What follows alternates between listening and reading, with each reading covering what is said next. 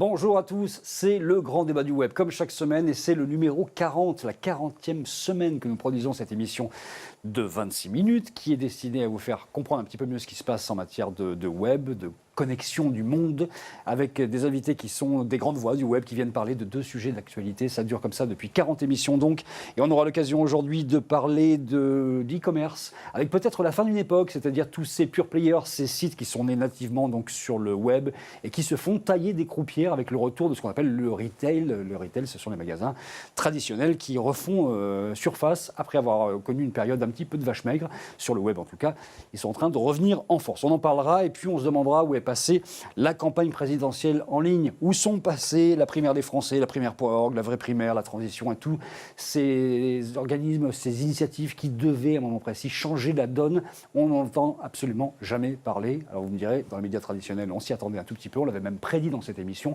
Mais que se passe-t-il réellement? Est-ce que cette campagne est différente de celle qu'on a connue avant? On posera la question à nos 4 invités. On a mis les filles d'un côté, les garçons de l'autre, comme ça, l'affaire est beaucoup plus claire et ça va fighter. On n'a pas les gants de boxe.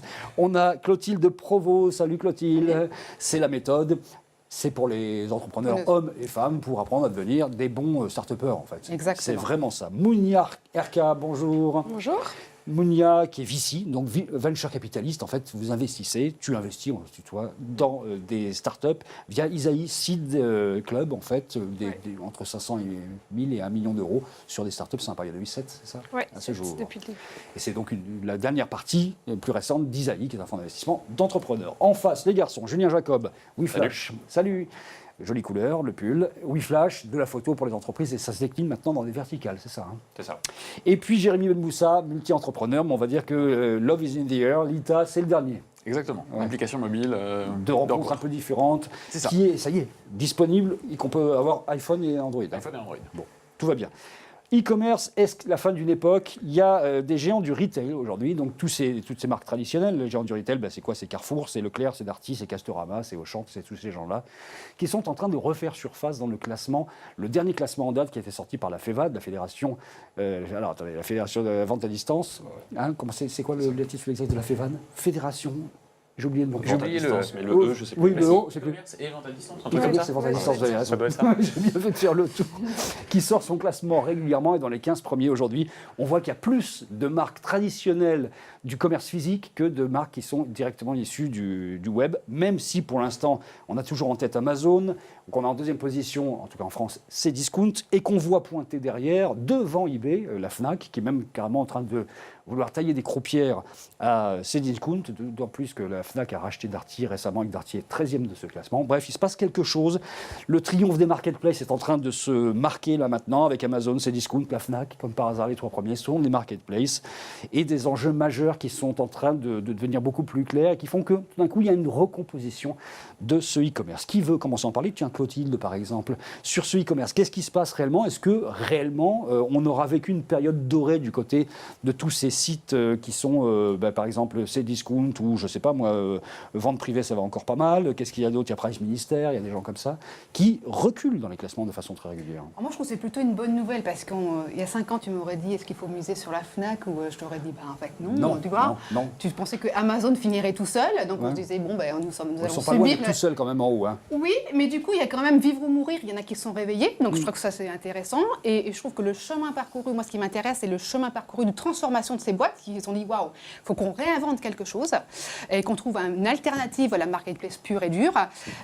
Donc, je trouve que le travail qu'a fait la Fnac, Darty, qu'ils sont en train de faire la Fnac et Darty pour réinventer le Web to Store et profiter de leur empreinte géographique pour renouveler tout ça, je trouve que c'est très intéressant comme démarche et d'en faire une démarche consubstantielle et non pas.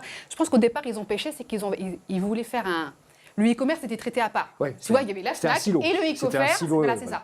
Et là, ils ont dit ça ne peut pas marcher comme ça. Et donc, ils sont réorganisés en interne pour tout rassembler et mettre les forces de l'entreprise sur le sujet qui était le sujet. Et je trouve que ça paye et je trouve ça très intéressant de voir ce qui se passe. D'autant qu'on parle de e-commerce, mais c'est le m-commerce sur les mobiles, c'est oui. Le commerce tout court, c'est le commerce au sens global aujourd'hui qui se passe en multicanal, c'est-à-dire qu'on a aussi envie de toucher les produits et d'avoir un vrai contact humain avec quelqu'un qui vous parle. Et de vivre une expérience dans un magasin. Et ça, c'est vraiment nouveau. Ça vient aussi au fait que, passé la période où on a trouvé que le e-commerce était absolument génial, facile, un clic, il y a un désenchantement peut-être. Est-ce que c'est le cas, Mounia? Est-ce que tu sens ça, toi? Non, moi déjà, ce que j'ai envie de dire, c'est que encore heureux que nos retailers traditionnels, au bout de quelques années, s'y soient mis sérieusement. c'est une bonne nouvelle. Encore heureux qu'ils soient en haut des classements. Parce que sinon... Même pour y arriver. Comment ? 20 ans pour y arriver. Oui, mais bon, maintenant ils y Dizaine sont. d'années. Mais quand on l'instinct de survie paye. C'est-à-dire que C'est très bien. Ils sont toujours là. Ils sont toujours là. La Fnac, tout le monde disait morte il y a quelques années, est Donc ça veut aujourd'hui dire qu'il en plein renouveau. il faut pas les tuer avant l'heure, et effectivement, mais je me réjouis de voir qu'ils ont réussi Oui, à c'est se vrai que c'est une bonne renouveler. nouvelle. Maintenant, qu'est-ce que c'était ta question ? La question, c'était une bonne question. D'abord, c'était une bonne question. Non, est-ce que aujourd'hui, je ne sais plus quelle était ma question, qui s'en souvient? Oui, est-ce que les gens reviennent un peu du e-commerce ? Je pense que c'est pas ça. Je pense que Oui, c'est pas. c'était ça ma question, en fait, Évidemment, c'est le e-commerce pur et dur ne remplacera pas toutes les autres expériences de commerce, et qu'un acteur qui est capable de proposer une expérience 360 est plus pertinent aujourd'hui. Maintenant, je pense que c'est pas ça. C'est qu'aujourd'hui, ces acteurs traditionnels sont aussi capables de proposer une expérience e-commerce pure qui a de la valeur, ce qui n'était pas le cas il y a quelques On années. avait quand même beaucoup de pure players du e-commerce qui ouvraient des stores, en fait, tout simplement, parce qu'il leur manquait dans la chaîne de valeur des endroits physiques. Alors qu'évidemment, tous ceux qui avaient des endroits physiques se sont dit à ce moment-là, tiens, il se passe un truc, peut-être que ça a de la valeur, nos endroits, quoi. C'est ça, Les aussi, non ? utilisateurs, vous, moi, en tant qu'acheteur, on n'a plus d'expérience silotée. On est client aussi bien en ligne d'une marque qu'on peut l'être dans un magasin. Je ne suis pas exclusivement client en ligne ou exclusivement client en magasin. Je pense qu'il y a deux choses qui se sont passées. D'abord, les marques ont compris enfin qu'elles pouvaient aller sur le digital. Et comme tu disais tout à l'heure, elles ont compris qu'il y avait une expérience globale à créer. Donc ça, c'est important. Et puis, il y a un deuxième phénomène qu'on est en train de vivre, c'est qu'elles ont compris qu'il y avait de l'innovation à mettre dans les points physiques. C'est-à-dire que ce n'était pas forcément le même modèle que ce qu'il y avait il y a 20 ans. On commence à découvrir que des points physiques peuvent fournir des services, même quand ils sont fermés. Donc de renvoyer sur du web ou du digital, ou de proposer certains services. De proposer un petit peu de réalité augmentée ou virtuelle ces derniers temps. Ça commence à venir et ça permet de proposer un éventail de produits qui est beaucoup plus large. Il n'y a pas longtemps, je suis passé chez quelqu'un qui faisait des cuisines et qui permet de les voir en 3D et maintenant en réalité virtuelle de la voir vraiment et de se balader dedans. Ce que je veux dire, c'est que le point là, physique... pour le coup, on n'a pas besoin d'aller dans le magasin pour voir cette expérience, on peut l'avoir en ligne. Non, mais il y a une question de service aussi. C'est tu discutes avec le vendeur qui va t'aider à le faire, qui va te conseiller et qui va en plus te proposer ça. Et on en revient toujours sur la même chose. C'est une expérience globale. Il pourrait me l'envoyer par mail et me dire tu cliques là, tu le connectes et tu le fais dans ton salon. Mais pour avoir le service aussi, il y a un moment, c'est bien de parler avec des gens. Mais on voit ça sur tous les secteurs. La hotline, par exemple, qui est le truc le plus chiant du monde, Free se met à faire de la hotline vidéo. Parce que même si ça reste chiant d'aller parler de ton problème, c'est quand même plus sympa d'avoir quelqu'un en face à qui tu parles et que tu vois. Il y a 5 ans, quand on parlait vraiment de la mort possible de tous ces grands géants du retail, parce que ça sentait le roussi, ils avaient du mal à réagir, et on parlait du phénomène de showrooming. Les gens allaient dans les magasins pour regarder et toucher les produits, et puis ensuite, parfois même depuis le magasin avec leur téléphone, les acheter sur Internet. On s'aperçoit qu'aujourd'hui, ça a complètement changé ce rapport-là, et que même on voit des marques comme Spartoo, par exemple, qui est un pure player, qui ouvre des magasins où il n'y a pas de prix sur les produits, où on est vraiment dans le showrooming pur. En fait, tout s'est complètement complexifié là. Non, mais sauf que le débat, il se pose de manière un peu bizarre. C'est-à-dire que on oppose, sans reprendre ce que tu disais, mais on oppose Internet au reste. Or, on sait très bien que l'achat, on commence 95% des gens qui vont dans les magasins se sont renseignés sur, je crois que c'est un chiffre que j'ai vu sur Internet. Donc en fait, ce débat, vu comme ça, il n'a pas de sens parce que le e-commerce pur et dur, c'est 10% du commerce et ça fait 15 ans que ça n'a pas bougé. Donc ces gens-là, ils sont dans une position où aujourd'hui, c'est même plus le sujet du site internet, c'est la vision multicanale. Et là, histoire de ne pas être d'accord, on parle, et c'est Catherine Barba qui en parle souvent et qui est partie à New York là-dessus, on parle de plein d'expériences super intéressantes, sauf que ça reste l'exception absolue. Oui, c'est-à-dire que le sujet qu'ils ont aujourd'hui, c'est pas Internet ou pas Internet. De toute façon, ça sera 10% des ventes si on regarde le chiffre d'affaires. Le vrai sujet, c'est comment ils font la différence entre avoir pris quelqu'un par une hotline, par du web, par du mobile, par des SMS, par des chatbots, pour finalement arriver en magasin. Et là-dessus, ils ont mis 20 ans à arriver là, à avoir des sites Internet à peu près potables. S'ils remettent 20 ans à traiter cette gestion multicanale, ça va être... C'est donc ce qu'on appelle... C'est le problème aussi des pure players. Bien sûr. Et c'est pour ça que les pure players, bien sûr. Ils n'y arriveront pas. C'est ce qu'on appelle le CRM multicanal, c'est la relation client multicanal. Parce que c'est vrai que vous allez me dire, qu'est-ce que ces discounts, Leroy Merlin, La Redoute, Carrefour, Price Minister, Leclerc, Darty, Castorama et Auchan ont fait de bien depuis 5 ans qui justifie cette montée dans le classement. Est-ce qu'il vous vient en tête tout de suite quelque chose qui soit novateur dans l'expérience que vous avez lorsque vous arrivez avec votre chariot dans ces magasins-là ? sincèrement. Alors sur Internet, ils ont rattrapé leur retard. Oui, voilà. Par rapport à la Mais question d'avant. est-ce que dans le moi, je magasin, il s'est trouve passé rien. quelque chose qui fait que tout d'un coup, c'est J'ai rien différent vu et que... d'extraordinaire. Ouais. Si, j'ai vu des articles sur des choses qui étaient intéressantes. Mais moi, en magasin, franchement... On a vu la Fnac faire vraiment un boom depuis 5 ans. Est-ce que vous avez analysé pourquoi la Fnac a fait ça? Pour le coup, je suis un mauvais exemple. Je ne vais pas énormément dans les magasins et j'achète à peu près tout en ligne. Mais je ne suis pas très représentatif non plus. Moi, je suis quelqu'un qui peut acheter à peu près n'importe quel produit sans le voir physiquement. Ce n'est pas le cas de la plupart des gens. Les gens, ils aiment bien voir leurs produits. Et moi, un succès qui m'a toujours surpris, c'est Sarenza, par exemple. Moi, il y a encore quelques années, ça ne me serait pas venu à l'esprit d'acheter des chaussures sans les essayer. Tout le monde, d'ailleurs, puisque les enquêtes prouvaient que ça ne marcherait jamais. Ouais. Sauf que la réalité, c'est que Spartoo a super bien marché. Ils ont été revendus, je sais Au plus. final, on les essaye. C'est ça qui est génial. Oui, c'est mais- qu'on les renvoie. Ils ont une vraie valeur ajoutée. C'est ça que je veux Et- dire. Et par contre, si tu compares, pour parler de ce secteur-là, mais le service qui est proposé par Sarenza et le service qui est proposé par Nike, dont c'est le métier, pour le coup, Sarenza est quand même vachement en avance comparé à Nike. Donc, Est-ce qu'il peut y avoir un petit problème de logistique à moment précis? Parce que je sais que dans les traitements des startups, par exemple, qui ont une dimension logistique, c'est vraiment ce qu'on regarde de près quand on est investisseur. Est-ce que c'est délivrable ou pas? Est-ce que la logistique a été à la hauteur? Est-ce que, finalement, le fait que les retailers remarchent fait que, tout simplement, ils sont là, ils sont présents, ils ne sont pas si loin que ça, finalement? Il y a Voilà. d'énormes progrès qui ont été faits en termes de logistique et on peut quand même rendre hommage à Amazon. Ils ont obligé les autres à s'y mettre. Ouais. Parce qu'à partir du moment où ils lancent Amazon Prime, les retailers, par exemple dans l'agroalimentaire, ont été obligés de commencer à proposer des choses. Et c'est vrai qu'aujourd'hui, que ce soit Carrefour ou tous les autres, ils proposent quand même des trucs beaucoup Personne plus n'est à la sympas. hauteur de Amazon qu'avant. Premium aujourd'hui. Ils collectent maintenant, quand qui est même. quand même la force de. Ils proposent des choses sympas. Ce que la Fnac fait très très bien. C'est ça. On peut aller chercher dans une heure après son produit dans la Fnac Ils la plus proposent proche. plein de trucs sympas qu'ils n'auraient jamais fait tout seuls s'ils n'avaient pas été obligés, entre guillemets, de s'adapter. Et ils ont encore des progrès à faire. Dans ce domaine-là, de l'agro, machin, il y a les drives en France qui sont un succès incroyable. Je ne sais plus combien il y a de drives couvrent par semaine. C'est un vrai gros succès. Donc en termes d'usage, les gens répondent très favorablement à ce genre de choses. Il n'y a pas que Internet. Je me C'est souviens ça que d'avoir fait un reportage dans un événement où je posais la question à un spécialiste du secteur en lui disant est-ce que Amazon demain va racheter, je sais pas, Auchan par exemple? Et il me disait la vraie question c'est est-ce que Auchan va racheter Amazon demain? Est-ce que vous croyez qu'on peut arriver à ce genre de délire-là? Je ne parle pas nécessairement d'Auchan et d'Amazon, mais enfin, vous voyez à peu près le sens de la question. Est-ce que ça peut arriver, ce genre de truc? Ils sont plus du tout dans la même catégorie. Quand on voit le poids d'Amazon Non, et mais Amazon, Walmart et Amazon. mais même Walmart et Amazon ou Walmart et Oui, par mais rapport à Amazon. je suis Donc d'accord avec cette guerre, ce est-ce débat-là, qu'Auchan il est peut fini. racheter Cdiscount, par exemple? Voilà. Ça, oui, à ce niveau-là. mais- Est-ce que ça a du sens, je veux dire, historiquement? Ah ben, 70% des rachats et des M&A, généralement, ne sont pas à la hauteur des ambitions qu'on a mis dedans. Donc, et racheter des startups, c'est aussi très compliqué. Donc, quand il y a une société un peu historique qui rachète un tout jeune, c'est toujours un peu compliqué. Donc, moi, je pense que le vrai sujet, c'est l'innovation en interne. Et la startupisation de la, je ne vais pas dire dans le bon sens, de la boîte en elle-même. C'est-à-dire que c'est ces boîtes-là qui doivent changer leur mode opératoire avant d'aller racheter les autres. Bref, En on tout est cas, quand je trouve que ça même... laisse place à la créativité commerciale. Oui. Je trouve ça vachement intéressant parce qu'il y a plein de choses à réinventer. Ils sont en train de... Je trouve qu'il y a un mouvement qui se passe là. Ouais. On a surtout le sentiment que c'est quand même les consommateurs qui dirigent un peu l'opération, que tout le monde suit comme ça, et qu'il n'y a pas encore de fonction très très définie dans tout ça. En fait, on n'est pas arrivé à craquer le code, à part Amazon qui, dans son secteur, a craqué vraiment le code.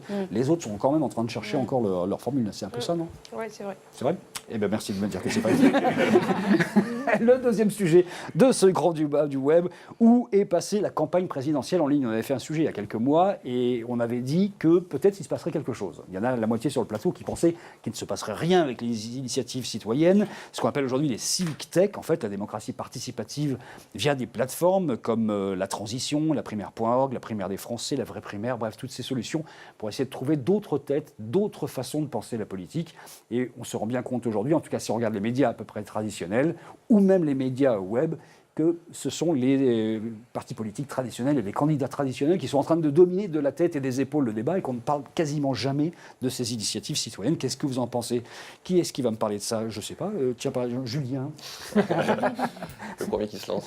Moi, je suis un peu sceptique parce que je crois profondément au système démocratique. Ouais. On est arrivé là après plusieurs siècles et que pour moi, la démocratie, c'est pas on met un sondage en ligne, on voit le résultat et le politique agit. C'est quand même un peu plus compliqué que ça. Donc déjà, au départ, tout ce qui est démocratie participative, ça voudrait dire qu'en fait, notre système démocratique ne marche pas, ce à quoi je ne crois pas. Par contre, que les partis politiques qu'on a, on les mérite peut-être, je ne sais pas, mais que les partis politiques qu'on a soient totalement à côté de la plaque, ça on est d'accord. Mais j'arrive pas encore à joindre les deux bouts. C'est-à-dire que je pense qu'il faut que la politique évolue, que l'État évolue, que l'éducation évolue, etc. Mais le prendre par ce côté-là, moi personnellement, j'ai jamais cru. Et j'ai même pas envie d'y croire. Ça, en fait, c'est un choix idéologique, mais je veux dire d'un point de vue purement technique. En fait, il se passe des choses, il y a des primaires qui se font et ça accroche pas plus que ils ça. ont été tellement. Alors, alors là-dessus, ce qui est surprenant, c'est qu'ils sont tellement mauvais techniquement que leur site qui a eu 100 000 inscriptions, ce qui est quand même sur les plateformes qu'on a, notamment Amazon Web Services, ça coûte $5 par mois. Enfin, on arrive à faire des trucs scalable au possible. Non seulement qu'ils arrivent à faire tomber le site et qu'en plus ils perdent la donnée des 100 000 abonnés. Tu parles de la transition après un passage au Grand Journal sur Canal, qui avait 100 000 personnes sur le site, qui a tout perdu. Voilà. Donc après, là, qu'est-ce qu'ils disent? Est-ce qu'ils ont vraiment eu 100 000? je pense que si c'était pas le cas, ils ne le diraient pas. Hein, mais Non, c'est vrai que faire 100 000 personnes faire avec le l'histoire Grand après. Journal, c'est déjà quelque chose qui semble aberrant. il y a 300 000 personnes qui regardent tous les soirs le Grand Journal, donc c'est devenu. Mais bon, bref, ce qui est surprenant, c'est qu'ils sont pas du tout techno, quoi. Enfin, on aurait pu attendre qu'ils fassent une campagne sur les réseaux sociaux différentes, etc., qui mettent la télé. Ils sont allés là parce qu'ils n'avaient pas de moyens, parce que c'était gratuit, parce qu'il fallait pas d'affichage. Mais en fait, c'est pas des gens du web qui ont Mais fait en ça même temps, c'est globalement. pas la techno, c'est-à-dire que c'est comme le e-commerce. Tu peux pas dire la démocratie participative, elle va se construire. Il y a la 5e République qui est complètement sclérosée, et on va construire un système à côté. Je vois bien que ça peut pas prendre, parce que d'un côté, c'est un peu ce qu'ils disent. C'est ce qu'ils ça aurait pu obliger notre système à se bouger. Et C'est vrai. malheureusement, moi je trouve que en termes ça change d'exécution, absolument rien dans les etc., lignes. ça s'est pas fait.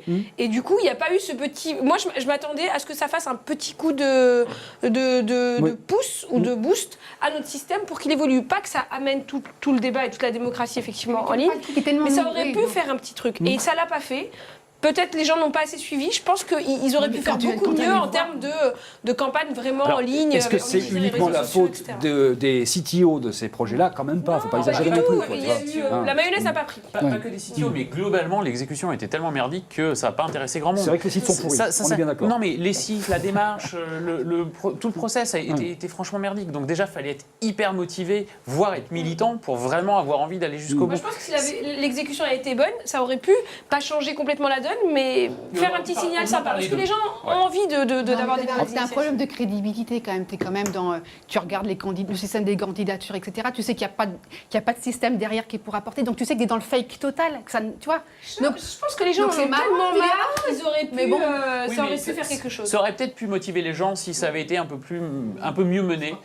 En l'occurrence, il se trouve que c'est pas le cas. Moi, j'ai juste un petit bémol là-dessus, c'est que c'est aussi très lié aux médias. Aujourd'hui, les médias, et jusqu'à fin décembre, voire fin janvier, parlent que de la campagne américaine ou que des primaires ici de la gauche et de la droite. On va avoir, quand on aura un scope un peu plus complet des vrais candidats, un créneau pour eux.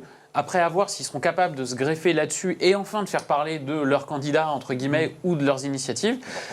Et leur programme. Honnêtement, je ne suis pas sûr du tout, mais je me dis que là, pour eux, médiatiquement, c'est hyper compliqué pendant les 4 mois qui viennent. Ils vont avoir un créneau dans 4 mois. Soit ils le prennent et peut-être qu'on parlera d'eux, soit ils le loupent. La question, c'est est-ce qu'ils seront encore vivants dans 4 mois? Parce que là, il y a un temps médiatique dans lequel on peut exister, et si on passe ce temps-là, on disparaît de la circulation définitivement, quand même, non? Ils auraient dû ne pas avoir besoin d'utiliser le temps médiatique traditionnel. C'était ça le vrai enjeu. Cette partie-là, ils l'ont complètement loupé. Donc si c'est pour se récupérer, je suis d'accord avec toi, mais si en même temps il y a du temps disponible qui se libère sur les médias, le sujet c'était pas celui-là. Le sujet c'était de s'affranchir des médias et des partis politiques. Au départ. Et puis d'arriver à prendre de la place en ligne. On a les réseaux sociaux aujourd'hui Donc sur on est en lesquels train de dire que les gars sont mauvais, mais enfin c'est pas nouveau. Il y a toute une partie du spectre électoral potentiel, surtout vers les extrêmes, où les sites sont mauvais, la fonction web est mauvaise. Je parle pas du Front National qui est excellent d'un point de vue web, mais de l'extrême gauche globalement qui a toujours été extrêmement mauvaise sur le web par exemple.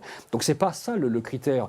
Il y a quand même d'autres critères que le fait que les médias ne suivent pas derrière. Comment ça se fait que ça passe pas, quoi? Est-ce que vous avez été voir dessus? Moi, vous êtes allé voir les candidatures sur le prix de la primaire première? C'est quand même très bisounours. Tu es quand même dans un dîner de con, tu fais le bonne tête de vainqueur, lui. Tu vois, vous êtes allé voir ou pas? Parce que je pense que c'est un problème d'exécution. Oui, mais Moi, j'étais vraiment motivée pour regarder, moi pour aussi, suivre. je me suis inscrite tout de suite en amont, très en amont. C'était bisounours, et mais enfin, il y a des programmes derrière, il y a des idées, il y a des échanges qui se font. Et puis du coup, De l'autre côté, peut-être que on a d'autres un candidats mouvement qui s'appelle En Marche et qui n'a pas de programme officiel aujourd'hui, pas de programme du tout d'ailleurs, et qui arrive à exister médiatiquement. Ouais, Donc, et voilà. qui existe plutôt bien. Et qui existe plutôt sur les réseaux bien, c'est sociaux. moins qu'on puisse dire. Ouais, mais En Marche, tu vois bien qu'il y a un appareil derrière, c'est pas né comme ça. En tout cas, c'est une structure. Ça s'est mis en place. C'est une structure qui s'est mise en place avec des gens Qui de aurait bonne pu volonté passer qui ont par la décidé de le faire. Oui, mais Et qui aurait pu parce qu'il y passer. avait Moi, il y avait un j'espérais appareil que les politique initiatives derrière. comme ça passent par la Pourquoi primaire ou par d'autres. Pourquoi Macron a réussi à faire quelque chose que tous ces gens-là n'ont pas réussi à faire? Derrière, parce qu'il y a le réseau qui est noyauté et qui voilà. Oui, mais peut-être que lui aurait pu passer par ces plateformes et peut-être que 15 autres personnes auraient pu passer par ces Non, mais plateformes comme lui. Macron, c'est un peu comme Mélenchon. Ils sont aussi très médiatiques parce que c'est leur gueule qui est médiatique plus que leur programme. Aujourd'hui, quand on parle de Macron ou quand on parle de Mélenchon, on parle beaucoup plus d'eux, de leur coup de gueule, de ce qu'ils ont à dire que du fond et que du programme. On aurait pu avoir 15 Aujourd'hui- Macron ou 15 Mélenchon qui auraient pu émerger un petit peu sur ces plateformes. Je suis Et ça n'a d'accord, pas c'est ce qu'on été le cas. imaginait au Aujourd'hui, départ. on les a pas. Et donc, Et justement, on ça imaginait n'aide pas non plus Et à on imaginait que ces gens-là ne porter sortiraient pas plateformes-là. du gouvernement. En fait, qu'ils arriveraient d'ailleurs que du gouvernement, Bah, quand c'est même. surtout que si on veut parler de renouveau de la politique, on espère Donc, qu'ils ne vont est-ce pas que- venir des partis Est-ce que d'une politiques. certaine façon, Macron n'a pas ubérisé toutes ces initiatives-là? C'est- Non, je crois que c'est vraiment un ça a problème rien à voir. d'exécution. On a réussi à casser le beurre. Bravo. J'avais dit que je le Honnêtement, je mettrais. pense que ça n'a rien à voir avec l'initiative de Macron. Je pense que Macron, il a fait son truc de son côté, que ces trucs-là avaient déjà été annoncés bien avant. S'ils avaient bien exécuté, peut-être que l'un d'eux aurait donné envie à Macron de se mettre dessus. Ça, c'est possible. Par résultat, ils C'était essaient ça, de l'enjeu. récupérer, parce que maintenant, il y en a dit on va faire des tirages au sort. Donc, on est en train de saupoudrer la démocratie participative dans les nouveaux programmes. Mais alors là, c'est encore plus fake. C'est-à-dire, alors, on va tirer au sort, t'imagines? Aujourd'hui, les gars, c'est journée participative. Et qu'est-ce qu'on a dans le... Quand les gars... Tu vois, c'est pas possible d'être dans un système qui est en train de saupoudrer ce truc-là, alors qu'il faudrait que ça soit plugué dans tout Bon, le système on a bien compris que démocratique. quelque chose ne se passait Ah ouais, pas avec ces ça. initiatives-là. Il y a en revanche le fait que les candidats traditionnels, les partis traditionnels ont tous compris maintenant que le web, ça comptait. Et qu'ils sont là extrêmement présents. Il n'y a plus un candidat qui n'a pas son JRI derrière en train de le filmer, qui balance des vidéos par paquet de 12 sur Periscope, sur Facebook Live.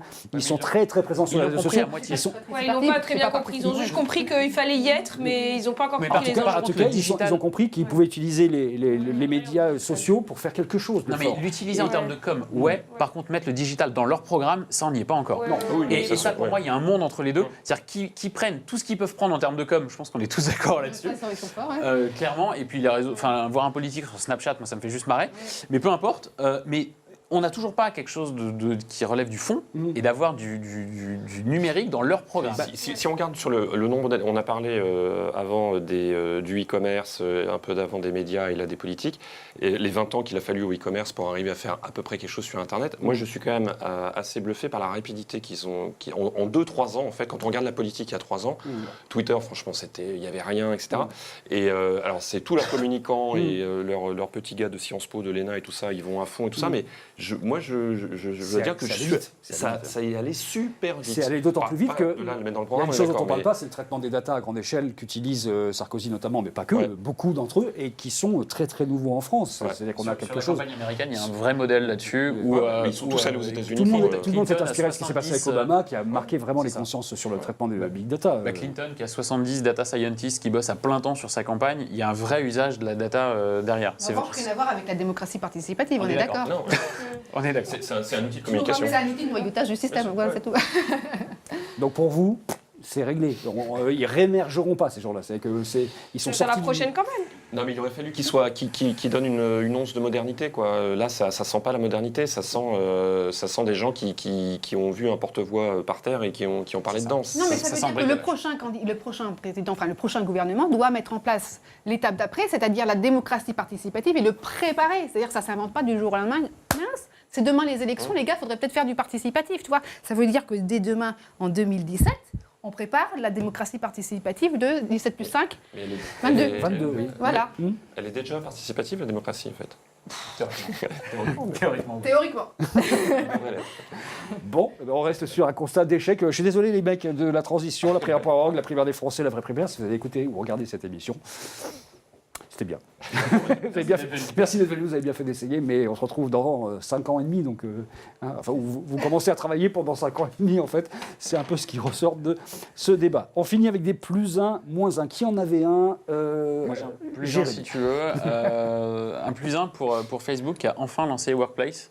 On parle énormément de Slack, et puis enfin, moi je suis en plein dedans, mais enfin ils ont Slack, lancé. il faut redire ce qu'est Slack. Tout Alors, le monde Slack, connaît c'est un pas outil de Slack. messagerie interne dédié surtout aux entreprises. Et Facebook Workplace, c'est en gros une version de Facebook dédiée à l'usage intra-entreprise, donc pour les entreprises. Ça fait très longtemps qu'on en parle, ça fait très longtemps qu'on a 1 milliard de rumeurs. Ça a enfin été annoncé, enfin été lancé avec une vision beaucoup plus claire de ce que c'est, du pricing, ainsi de suite. Alors, est-ce que Facebook va vraiment devenir prédominant dans les entreprises? Moi, je pense que dans 2 mois, on aura déjà une première clé pour y répondre. Mais en tout cas, le fait de l'avoir lancé et le produit en lui-même, que je trouve pas si mal que ça mérite un petit plus 1. Facebook est décidément sur tous les chantiers aujourd'hui. Ouais. Hein, c'est quand même assez impressionnant. Qui avait un plus 1, moins 1? Je sais qu'il y avait 2 mauvais Moi, j'ai un élèves moins un, et 2 moi, j'ai un bons. moins un, Voilà. moi, j'ai un moins un. La deuxième bonne élève. Moi, le moins 1, c'est que moi, je suis une grande fan de films catastrophes et donc l'histoire de Samsung là, me fascine totalement. Ah, ouais. C'est-à-dire, tu dis que tu as une équipe qui a développé une batterie, qui a planqué les bugs et que tout le système s'est mis en marche jusqu'à la commercialisation et les gars étaient dans un syndrome de croyance en disant ça va tenir. Et quand ça tient pas, C'est vrai. c'est un truc dingo. Moi, l'effondrement du château de cartes, c'est fascinant. Il paraît que ça va leur coûter 17 Ah, mais milliards. c'est dingo. Donc, Et c'est Kerviel, Même pas besoin d'aller au cinéma pour voir ça. c'est Kerviel, c'est Volkswagen, c'est-à-dire un truc qui se met en place. C'est rien comparé à Volkswagen, où c'est juste c'était monter un système de mensonges où toute la société est au courant, et là c'est des 50 ou 100 milliards de dollars. D'autant C'est que Samsung avait énorme. du mal, vraiment du mal à conserver sa place de numéro 1 mondial, parce qu'ils ont quand même des soucis à répétition, et que Huawei, les Chinois, sont en train de se la régaler. Ils ont annoncé qu'ils seraient premiers, mais alors là, maintenant, ils ont un tapis rouge pour aller prendre la première place devant Samsung, qui va avoir du mal à se remettre de cette histoire. Merci beaucoup, Clotilde, Mounia, Julien et Jérémy d'avoir participé à cette émission. C'était la 40e du Grand Débat du Web. Vous pouvez partager, le hashtag c'est toujours le même, LGDW, et on se retrouve la semaine prochaine avec d'autres invités et d'autres sujets. Salut à tous.